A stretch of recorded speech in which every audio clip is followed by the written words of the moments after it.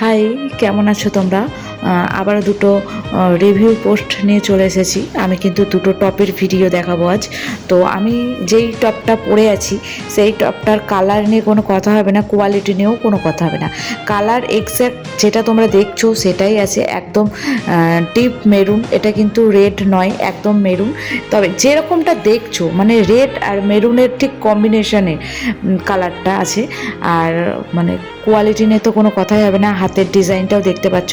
আর এই যে টপটা দেখছো এটাও ভীষণ সিম্পল। এই দুটোই কিন্তু ফ্রি সাইজ, তো তুমি রোগা হোক কি মোটা হোক কোনো ব্যাপার না, দুটোই সুন্দর ফিটিংস হবে।